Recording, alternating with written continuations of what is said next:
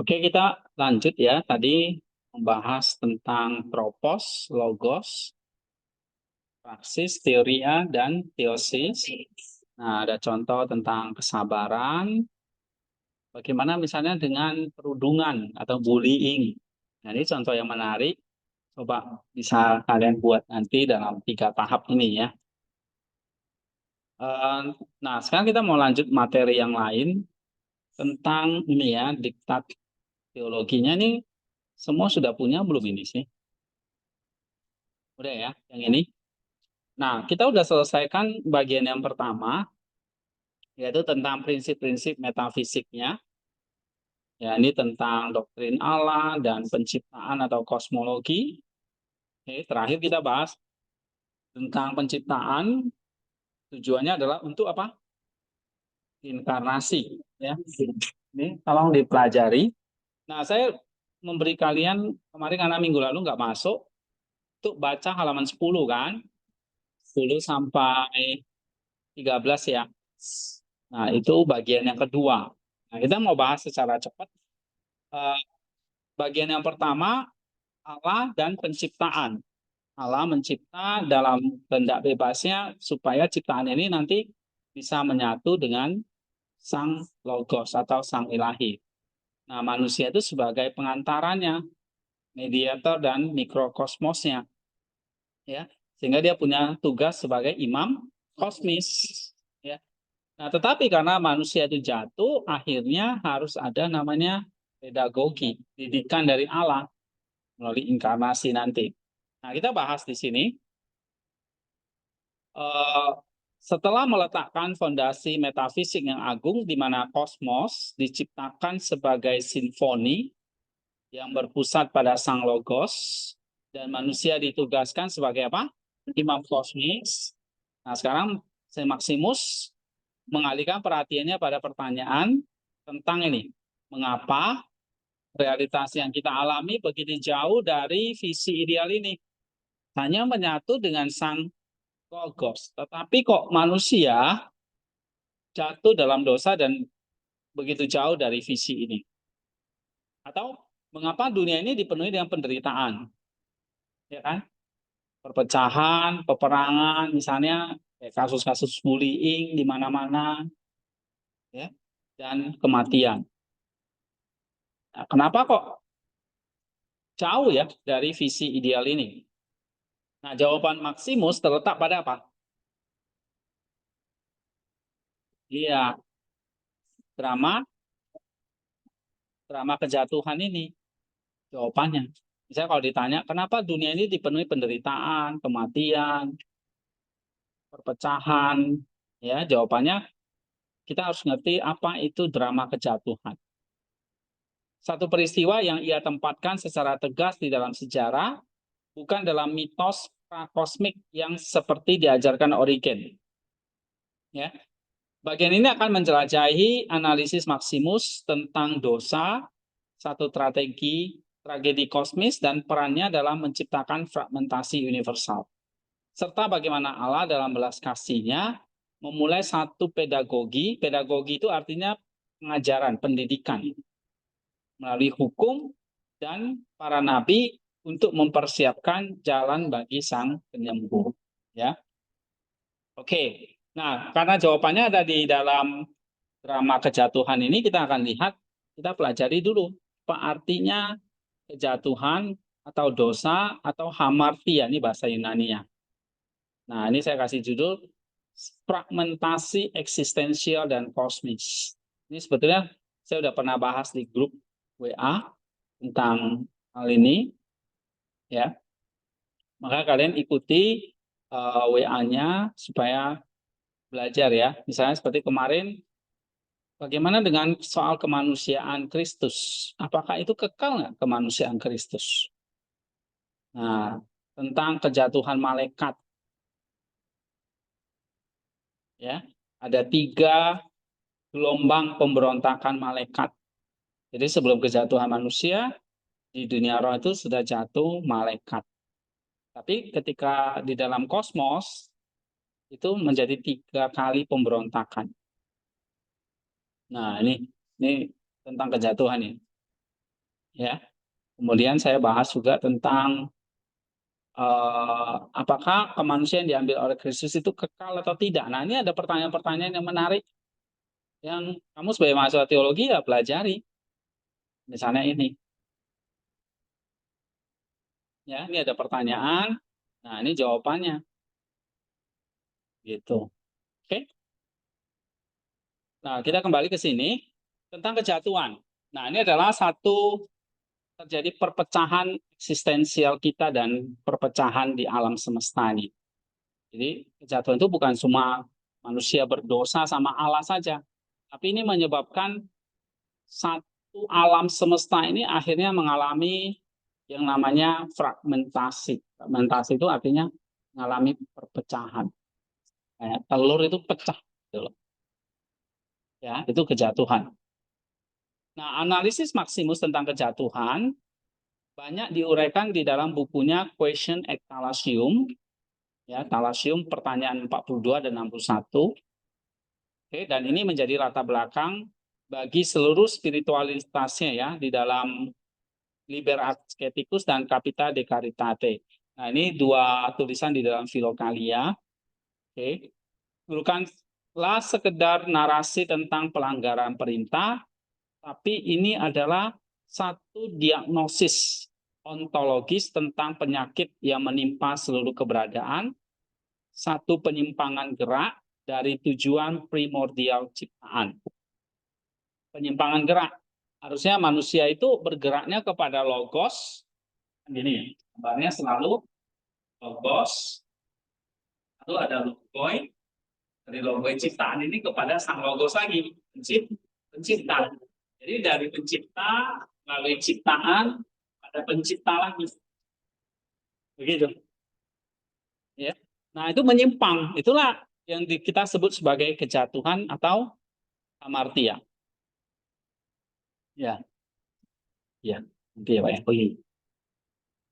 Iya. Ada pen. Coba. Nanti minta tanda tangan apa? Stempelnya di bawah ya. Ya. Oke, Pak. Mana? Ini sini. Ini nama Pak. Semua jalan lagi, Pak. Oke. Ini sudah ya. Makasih kesempatannya, Pak. Oke. Makasih juga. Iya, ya, Pak. Banyak, Pak. Iya. Selamat pagi, Pak. Iya. Nanti minta sama Pak Niko ya. Pak Niko. Iya, iya. Oke. Ya, terima kasih, Pak. Ya. Oke, terima kasih. Ya. Oh iya, Pak. Sudah ya. Iya, Pak. Nomornya. Mari. Iya. Di bawah. Di bawah. Iya.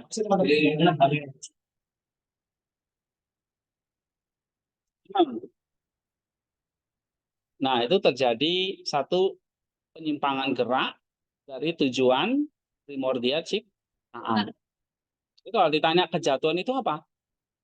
Satu penyakit yang menimpa seluruh terus iya. Sehingga kalau saya tanya, apa itu kejatuhan? Dewin, apa itu kejatuhan?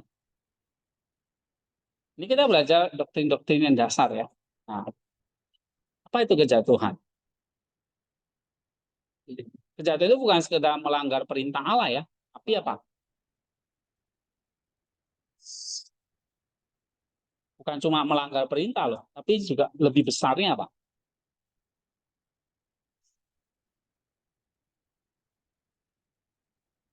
Nih, Selvin.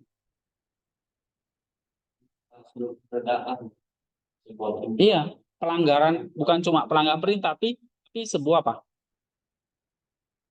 Itu penyakit, ya kan? Penyakit, penyakit apa? Yang menimpa seluruh ciptaan, seluruh keberadaan. Jadi nggak cuma manusia nih. Penyakitnya itu kayak tadi, satu penyakit yang menimpa seperti satu virus, iya menyebar ke semua. Atau kejatuhan itu apa?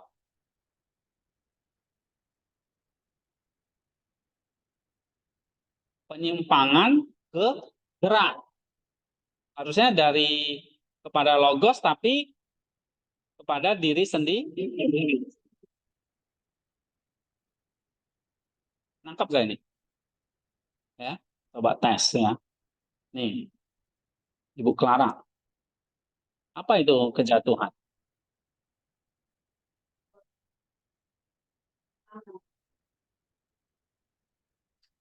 Terus? Bukan. Yang dari awal coba. Kejatuhan itu bukan hanya sekedar pelanggaran perintah, tapi yang lengkap dong.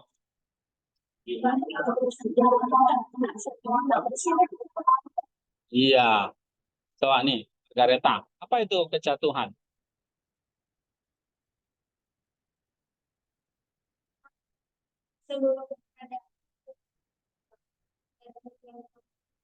Primordial cipta. Primordial itu awalnya ya. Penyeimbang gerak dari tujuan awal ciptaan itu kan menuju kepada sang logos, tapi menyimpang. Ibaratnya kamu harusnya lurus, malah berbelok. Nah, itu penyimpangan gerak. Paham? Oke ya. Nah, kita bahas lebih dalam. Apa sih? Kalau itu penyakit, berarti ada sebabnya. Kayak kamu sakit kepala, sebabnya mungkin banyak tugas. Ya, kamu stres, sebabnya mungkin apa? Kantong kering misalnya gitu. Oke. Nah, apa akar penyakit dari kejatuhan itu? Akar dari dosa atau penyakit itu apa? Atau kejatuhan?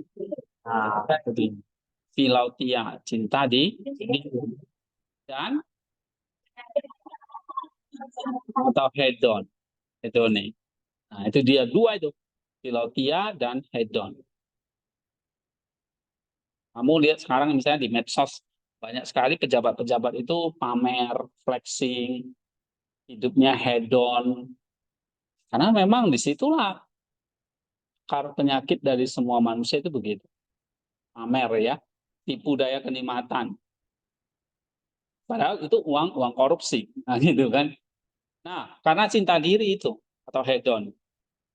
Nah, bagi Maximus, akar dari segala dosa itu bukan kesombongan dalam pengertian umum, tapi satu kondisi eksistensial yang lebih mendasar, yaitu filautia, cinta diri yang tidak teratur. Manusia yang diciptakan untuk bergerak secara ekstatis menuju Allah dalam kasih dan menemukan identitasnya dalam relasi dengan Allah, tapi justru berbalik ke dalam dirinya sendiri.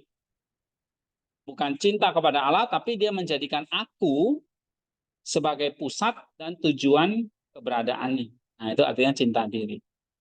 Jadi cinta diri itu apa? Akar dari dosa, penyakit, menjadikan aku ini sebagai pusat dari tujuan dan keberadaan, dari itu menjadi pusat dan tujuan dari keberadaannya. Ya. Nah, apa itu cinta diri?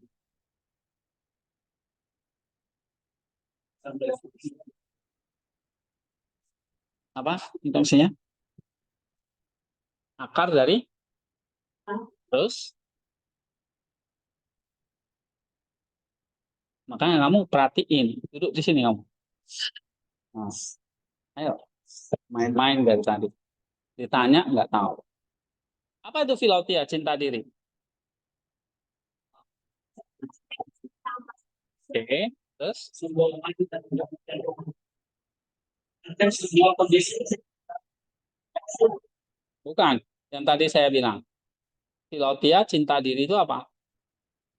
Akar dari penyakit, akar dari dosa.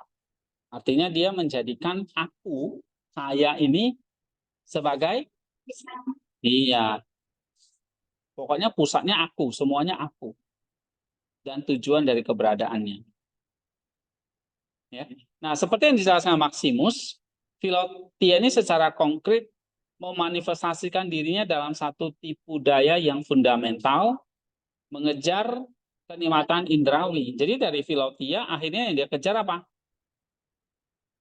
Iya, untuk menggantikan kebahagiaan ilahi. Harusnya manusia fokusnya kepada Allah, tapi sekarang fokusnya kepada aku, diri sendiri. Akibatnya dia ngejar hedon, kenikmatan diri sendiri, indrawi. Ya, misalnya gini ceritanya nih, manusia pertama kali diciptakan dihadapkan pada keindahan ciptaan. Nah, dia harusnya melihat itu sebagai ikon, gambar yang menuju kepada sang pencipta. Tapi dia memilih untuk berhenti pada ciptaan itu sendiri.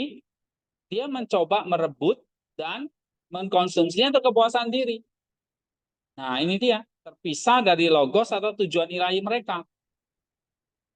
Ini adalah satu kesalahan kategori yang fatal. Mencoba mengisi kerinduan yang tak terbatas akan Allah dengan objek-objek yang terbatas. Nah, pilihan ini secara tak terhindarkan melahirkan pasangannya yang mengerikan, yaitu penderitaan. Jadi karena dia memuaskan kenikmatan indrawi, akibatnya terjadilah penderitaan. Nah, ini pasangan ini. Bersenang-senang, akibatnya Odin menderita. Kenapa? Karena setiap kenikmatan yang direbut dari ciptaan itu sifatnya sementara. Padahal kenikmatan itu harusnya dari pencipta, tapi diambil dari ciptaan. Ibaratnya misalnya, kamu harusnya minum air ini baru puas, tapi justru kamu minum alkohol, misalnya, bukan air, salah. Nah, akibatnya apa? Kamu menderita. Karena setiap kenikmatan yang direbut dari ciptaan itu sifatnya sementara. Pasti akan berakhir menderita atau mengecewakan. Ya, jadi pertanyaan saya, setelah dari Filotia, manusia itu akan terjebak dengan siklus apa? Hedon dulu, baru Odin. Itu siklus. Manusia akan mengejar kenikmatan indrawi, tapi ujung-ujungnya menderita. Nah, saya tanya lagi, kenikmatan indrawi itu apa?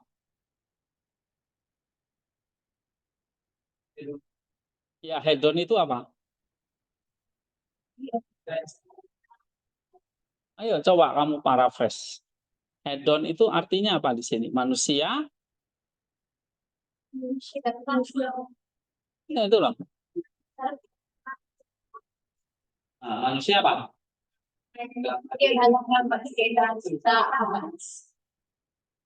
Hah? Nah, jadi kalau kamu dikasih, jadi kalau saya tanya, apa itu kenikmatan indrawi atau hedon?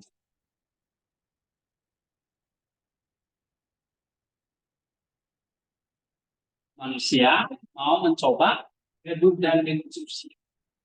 Oke, menggantikan apa dengan ciptaan Allah. Ya kan? Jadi dia apa?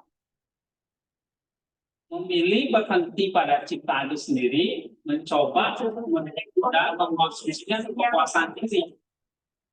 Bisa dari logos tujuan dan ini apa di sini? Dia mau menggantikan apa? Allah dengan cipta. Jadi dia cari kepuasannya bukan kepada Allah, tapi lewat ciptaan, misalnya lewat materi, lewat uang, lewat makanan, lewat eh, kekayaan, lewat kekuasaan, lewat jabatan. Dia akan merasa puas kalau dia sudah punya mobil, punya rumah, istri 10, anak 10 gitu kan. Tapi ternyata itu nggak bisa puas. Dia punya merasa saya puas kalau saya punya uang 1 miliar. Ternyata juga nggak puas. Ingin 100 miliar. Ternyata juga nggak puas. 200 miliar nggak bisa puas. Karena uang itu ciptaan. Kenapa nggak bisa puas?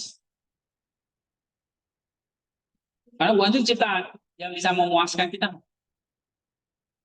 Penciptanya. Allah itu. Jiwa ini nggak ada ukurannya. Nggak bisa memuaskan kita.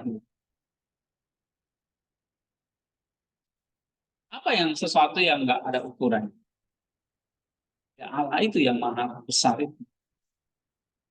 Ya. Nah, jadi kenikmatan indrawi Fokusnya kepada kesenangan, kepuasan ciptaan. Harusnya apa? Kalau kamu mau puas, harusnya kepada siapa? Sang pencipta. Ya, itu sang logos, sang pencipta. Tapi terbalik. Nah, itu yang tadi yang disebut salah gerak. Ya. Akibatnya apa? Penderitaan. Iya. Kenapa kok akibatnya menderita? Iya, karena yang kamu capai, saya kayak tadi uang, kamu capai, kamu akan puas hari ini, besok kamu udah nggak puas. Karena sementara, karena kamu kayak ingin punya handphone baru, handphone bagus, hari ini kamu puas, besok-besok kamu pakai, kamu udah pingin ganti. Oh, keluar nih seri terbaru, kamu pingin beli.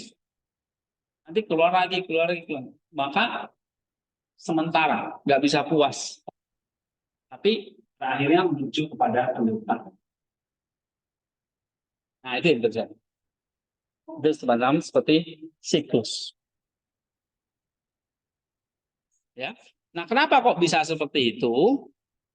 Manusia kok akhirnya memilih hedon dan penderitaan, atau dia memilih tadi filautia. Kenapa? Nah, ini jawabannya ini. Menyalahgunakan kehendak bebas. Nah, kehendak bebas ini tadi bangunan kita. Jalan atur. Atur itu bangunan. Bangunan itu terdiri dari apa? Ya, ada dindingnya, ada fondasinya, ada lantainya, ya kan? Ada jendelanya gitu. Nah, natur kita terdiri dari apa? Salah satunya tidak bebas. Autosusion. Ya, autosusion, kehendak bebas, kehendak yang otonom. Kalau nggak ada kehendak, bukan bangunan. Sama seperti kalau tidak ada dinding, maka itu bukan bangunan nih kan. Atau kalau tidak ada tiang, itu bukan bangunan. Nah, sama seperti kalau tidak ada kehendak dalam diri kita, dalam natur kita, itu bukan manusia. Ya, nah manusia salah menggunakan kehendak dia. Dia disebut dengan tragedi. Tragedi telemagnomikon.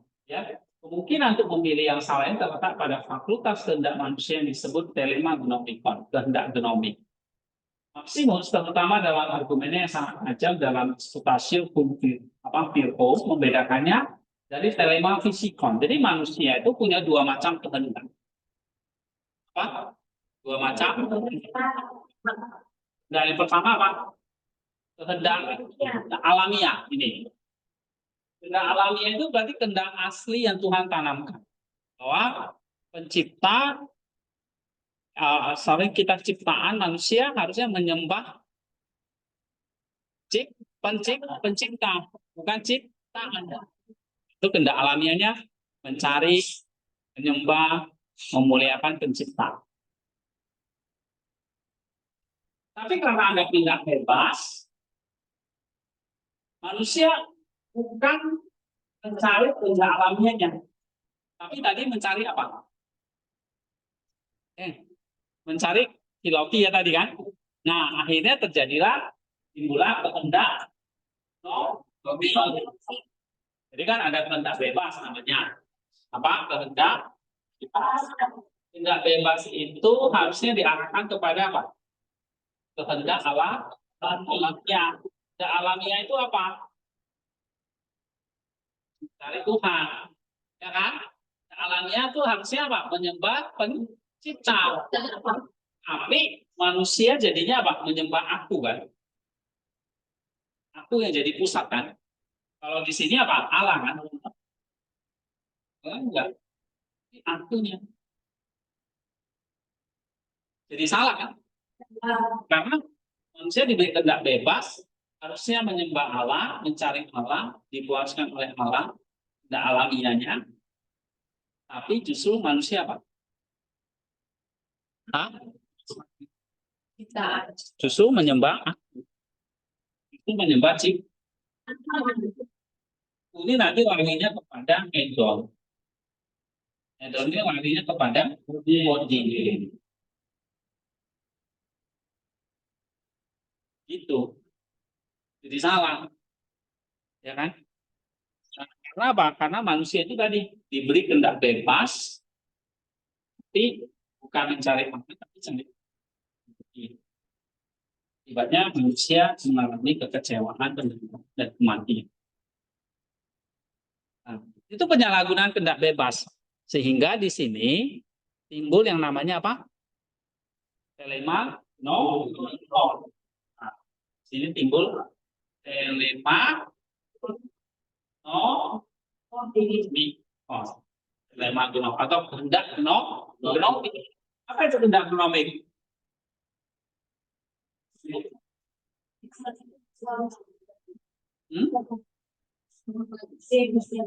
Kalau kehendak itu dorongan bawaan dari kodrat kita yang selalu mendapatkan yang baik, benar.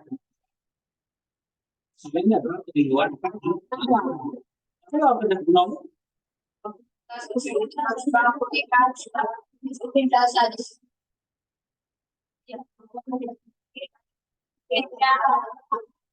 kalau kehendak gnome itu contohnya kayak gini. Saya sering kasih contoh, kamu misalnya tiba-tiba jalan, kamu lihat uang jatuh. Uang siapa ini? 100.000 misalnya.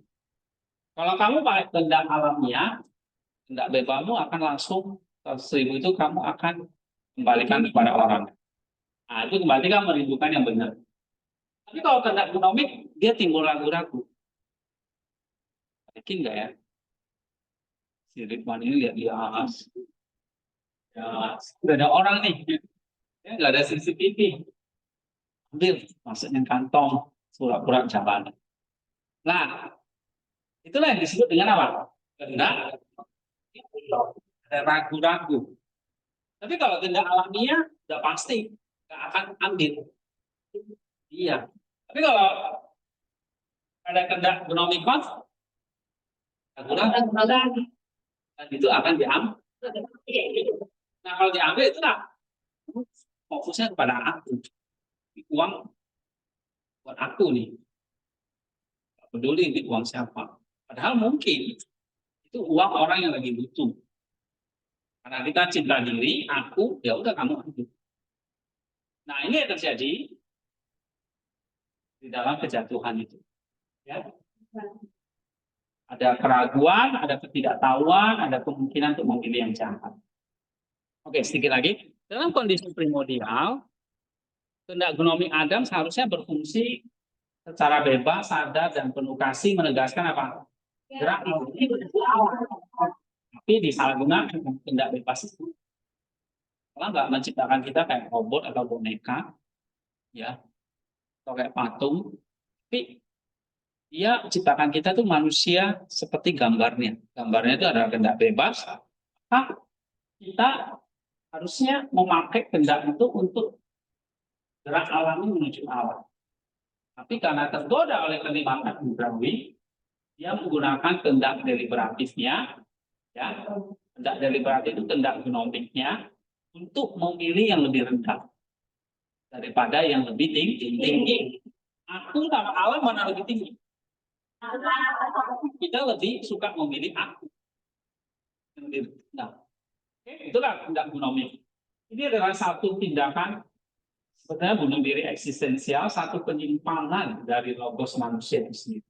Logosnya kan harusnya menuju kepada logos, tapi menyimpang.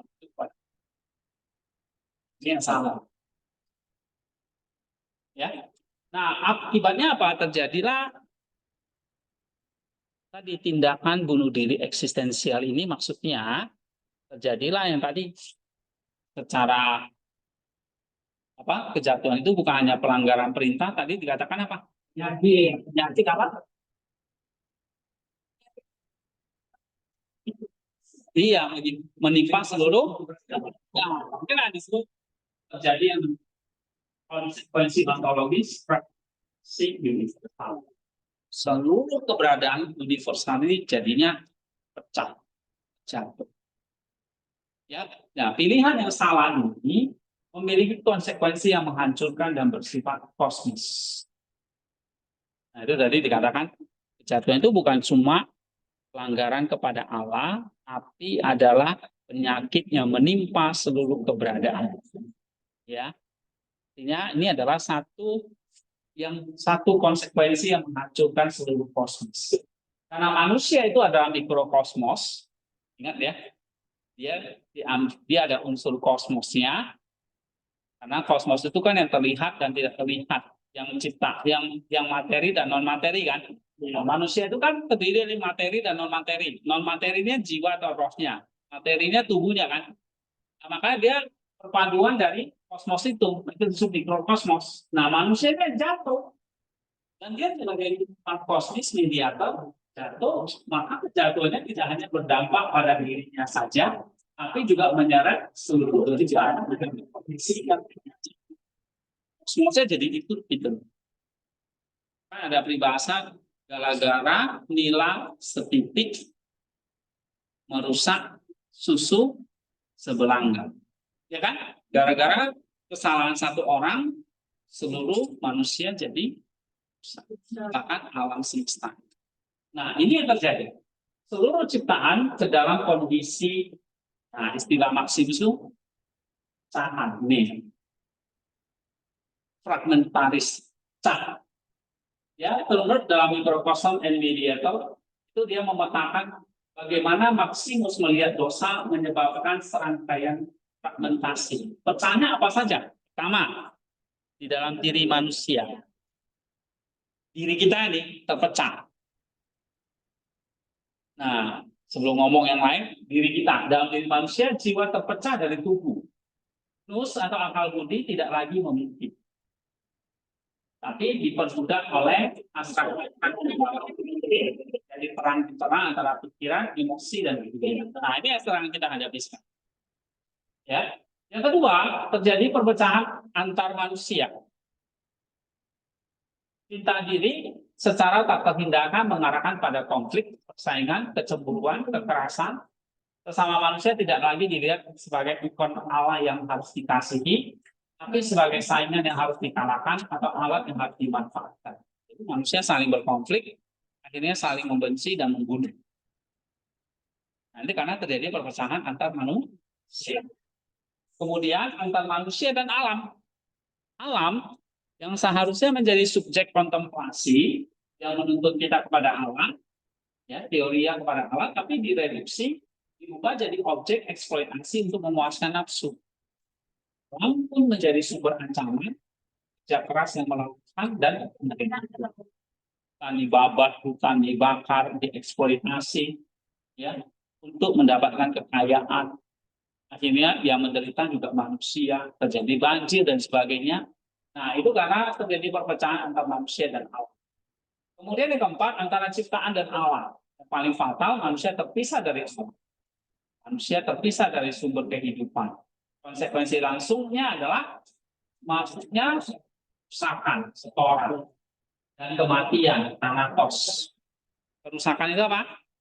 Torah, kematian, thanatos. Ke dalam kodrat manusia. Dalam bangsa manusia. Akhirnya mati. Manusia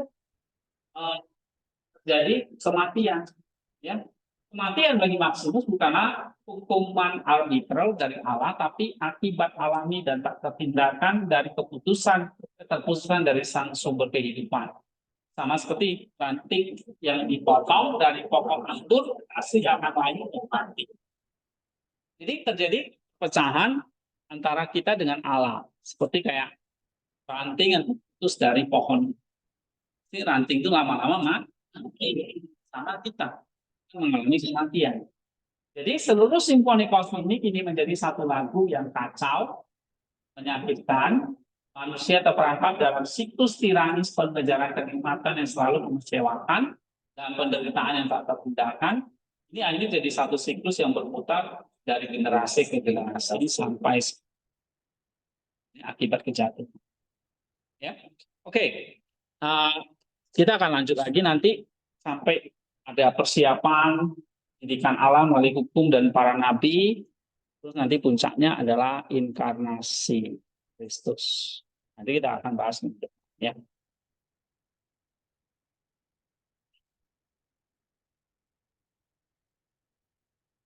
Oke, saya kasih kalian tugas bukan buat praksis lagi, tapi kamu baca eh, materi ini sampai selesai. 29 halaman. Nah, jadi minggu depan pastikan semua sudah baca. Dibaca, dipahami. Itu aja. Cuma 29 halaman. Nah, itu tugas minggu depan karena kita mau selesaikan materi ini. Ya. Oke, mari kita berdoa. Nah, Hermawan berdoa.